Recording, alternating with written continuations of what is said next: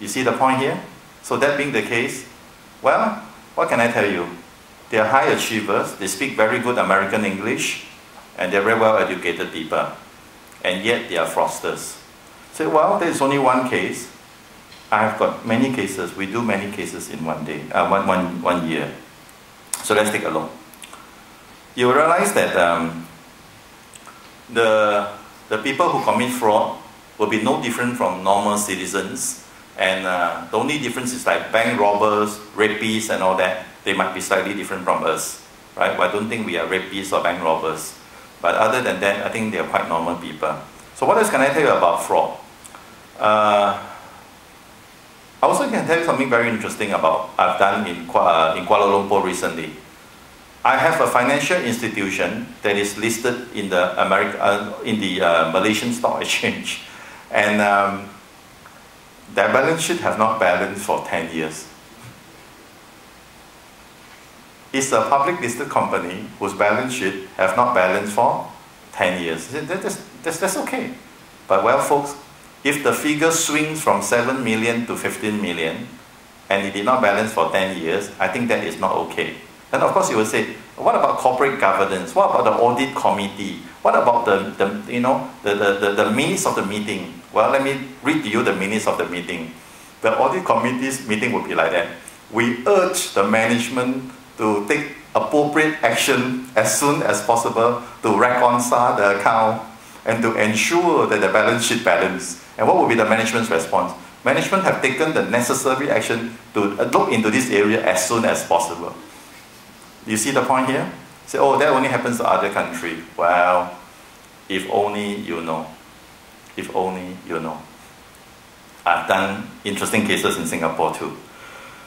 Many years ago, in 1984, I have had a case in Singapore. Yes, you didn't hear me wrongly. 1984. I think some of you are still running around in short pants. In 84, and I had a case whereby the bank's balance sheet cannot balance.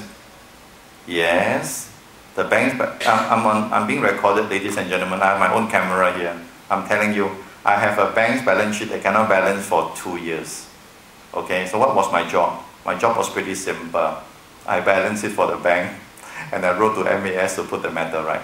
That's how it is done. I believe that was the first time that the Monetary Authority of Singapore have received such an audit report. Okay? So, well, financial statement irregularities, it can happen to every country. And it always happen when you least expect. Okay? So let's take a look now.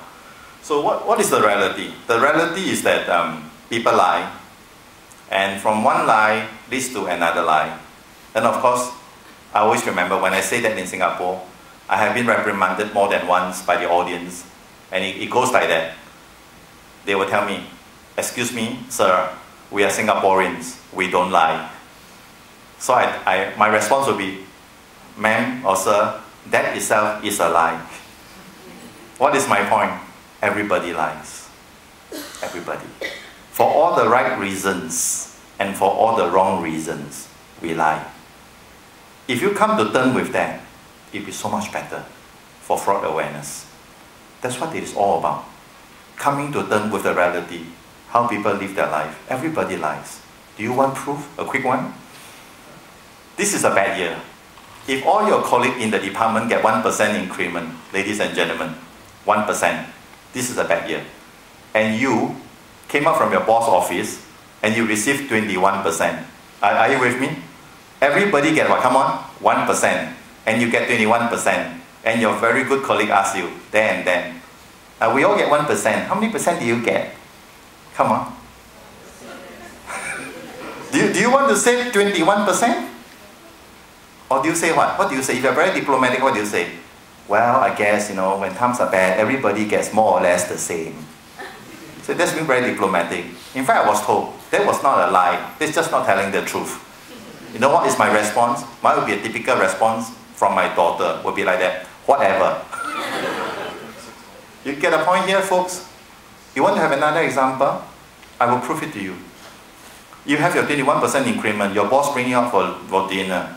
So you have your red wine, you have your Cabernet Sauvignon, you have your Wang Yu beef steak and all that kind of stuff, and you have your apple pie, okay, whatever things you need to eat for the dinner.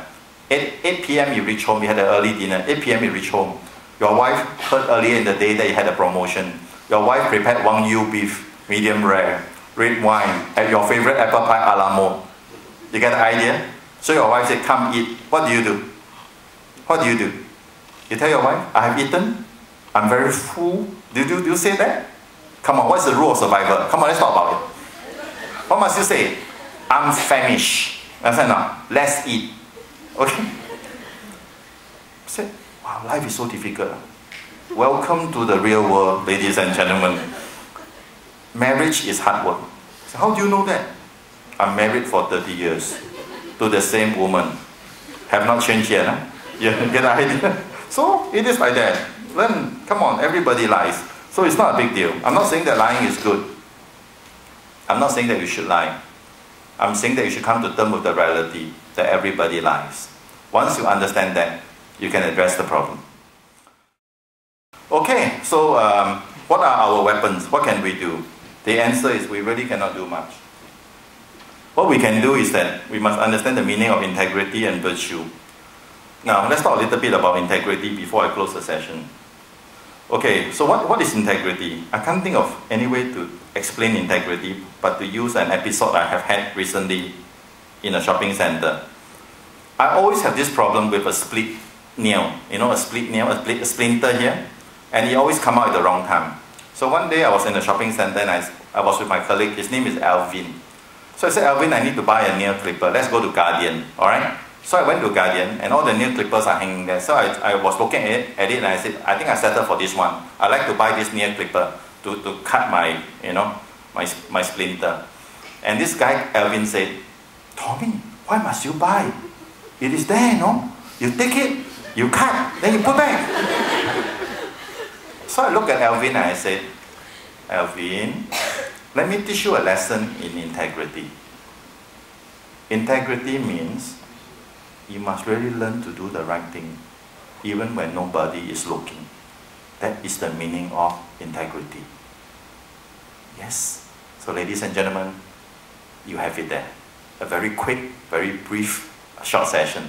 I do wish I can tell you more. I do have a lot more cases to tell you, but I must not use up my time.